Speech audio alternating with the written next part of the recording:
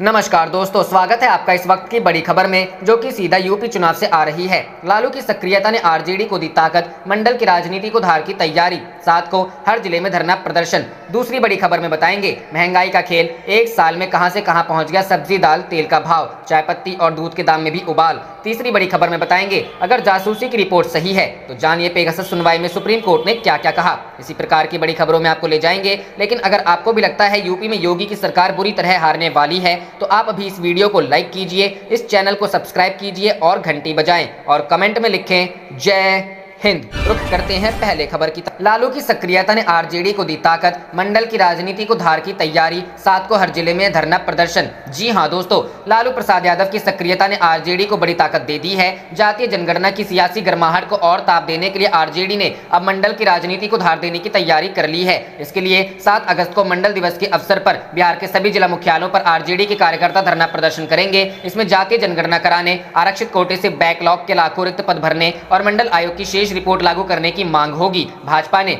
जातीय जनगणना करवाने से इनकार कर दिया है। आरजेडी इस मुद्दे पर भाजपा को चौतरफा घेरना चाहती है। मंडल कमीशन ने अपनी रिपोर्ट के शुरू में ही कहा था कि जातियों के आंकड़े न होने की वजह से उसे काम करने में कई समस्याओं का सामना करना पड़ा, इसलिए अगली जनगणना में जातियों के आंकड़े भी जुटाए जाएं। लालू प्रसाद अब घर से बाहर भी निकलने लगे हैं, नेताओं से भी मिलने जुलने लगे हैं। इस बार 7 अगस्त को मंडल दिवस को भव्य तरीके से मनाने का फैसला उनकी पार्टी राष्ट्रीय जनता दल ने लिया है। इसे भाजपा की उस नीति के खिलाफ सड़क पर मनाया जाएगा जिसके तहत भाजपा जातीय जनगणना का विरोध कर रही है। तत्कालीन प्रधानमंत्री वीपी सिंह ने 7 अगस्त 1990 को संसद में मंडल की सिफारिशें लागू करने की घोषणा की थी। पूरे देश में पिछड़ों को 27% आरक्षण देने का फैसला हुआ। लालू प्रसाद, मुलायम सिंह यादव जैसे नेताओं ने मंडल के पक्ष में ताकत दिखाई। इसी वोट बैंक को जागृत रखने के लिए एक बार फिर शक्ति प्रदर्शन शुरू हो रहा है। लालू प्रसाद ने कहा है कि जातीय जनगणना का विरोध करने वाले लोगों को कोई अक्ल नहीं है। बैक बेंचर के लिए अलग से बजट बनाइए। 6 लाख परिवार इस देश में भीख मांग रहा है, उनसे पूछिए वे किस जाति के हैं। आरजेडी के वरिष्ठ नेता शिवानंद तिवारी कहते हैं कि आरएसएस की सर्वमानवादी सोच की वजह से भाजपा जातीय जनगणना नहीं कराना चाहती। आरजेडी के प्रवक्ता चितरंजन गगन कहते हैं पार्टी की ओर से 7 अगस्त को हर जिले में धरना दिया जाएगा और प्रदर्शन होगा। इसके बाद जिला पदाधिकारी के माध्यम से केंद्र सरकार को मेमोरेंडम दिया जाएगा जिसमें जातीय जनगणना कराने, मंडल की अन्य सिफारिशों को लागू करने और आरक्षित कोटे से बैकलॉग के लाखों खाली पदों को भरने की। रुख करते हैं अगली खबर की तरफ। महंगाई का खेल, एक साल में कहां से कहां पहुंच गया सब्जी दाल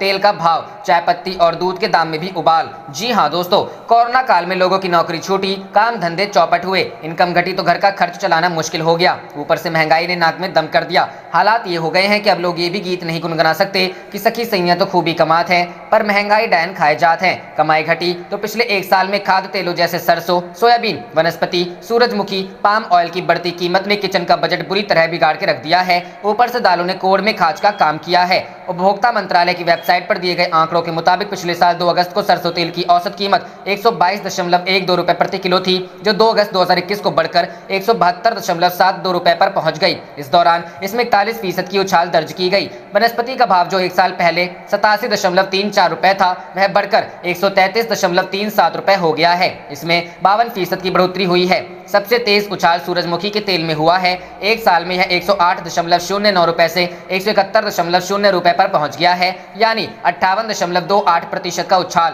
पाम ऑयल भी इस दौरान करीब 50% महंगा हुआ है। कटोरी में पतली हुई दाल, दूध हुआ कम। पिछले एक साल में मूंग दाल को छोड़ दे सभी के भाव बढ़े हैं। अरहर दाल का औसत भाव 91.39 से बढ़कर 105.47 रुपए पर पहुंच गया है। चना दाल 65.86 से 75.60 रुपए, उड़द दाल 96.63 से 106.29 रुपए और मसूर दाल 76.02 रुपए से 87.37 रुपए पर पहुंच गया है। अगर दूध की बात करें तो एक साल में इसकी कीमतों में 5.55% का उछाल आया है। आलू टमाटर ने रखी लाज। खुली चाय 29% उछलकर 216 से 279.30 रुपए प्रति किलो पर पहुंच गई है। 2 अगस्त 2020 को 21.10 रुपए प्रति किलो मिलने वाला प्याज अब 40% की तेजी से करीब 30 रुपए पर पहुंच गया है। आलू टमाटर ने थोड़ी आम आदमी की थोड़ी लाज बचा रखी है। यह दोनों पिछले साल के मुकाबले अभी। रुख करते हैं अगली खबर की तरफ। अगर जासूसी की रिपोर्ट सही है, जानिए पेगासस सुनवाई में सुप्रीम कोर्ट ने क्या क्या कहा।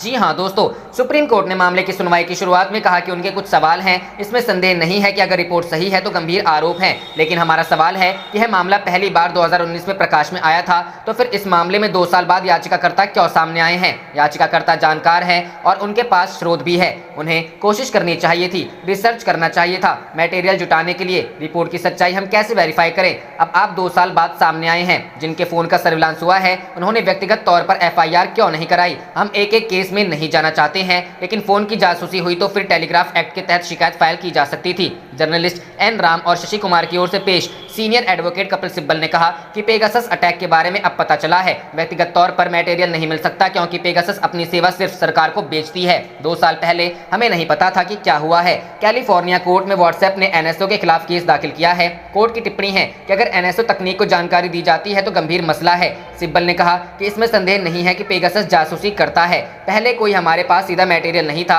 अब हम सिटीजन लैब से यह सब जान पाए हैं। संवेदनशील रिपोर्ट है जिसमें जुडिशियल मेंबर के नाम थे, साथ ही कोर्ट ऑफिसरों के नाम हैं। ये पेगासस जासूसी लिस्ट में है। वकील, पब्लिक फिगर, संवैधानिक अथॉरिटी, शिक्षाविद और एक्टिविस्ट पेगासस जासूसी लिस्ट में है। क्या ये सभी आतंकवादी हैं? इस पर चीफ जस्टिस ने टिप्पणी करते हुए कहा कि सच्चाई सामने आनी चाहिए, ये अलग कहानी है, हमें नहीं पता कि किनका नाम है। 2 जर्नलिस्ट की ओर से पेश अरविंद दत्तार ने कहा कि इस मामले में FIR कराने का प्रावधान नहीं है। IT एक्ट की धारा 43 में अवैध जासूसी के मामले में मुआवजे की मांग हो सकती है, लेकिन यहाँ सवाल है कि किसके खिलाफ इसका इस्तेमाल हो, जबकि पता नहीं कि किसने कराया। ऐसे में ये सिविल कानूनी उपचार निरर्थक है। वहीं IT एक्ट की धारा 66E कहती है कि किसी के शारीरिक निजता पर हमला के मामले में केस होगा और यहाँ यह प्रावधान लागू नहीं होता और 66A पहले ही निरस्त हो चुका। आप देख रहे थे आपका अपना चैनल जय हिंद जय भारत।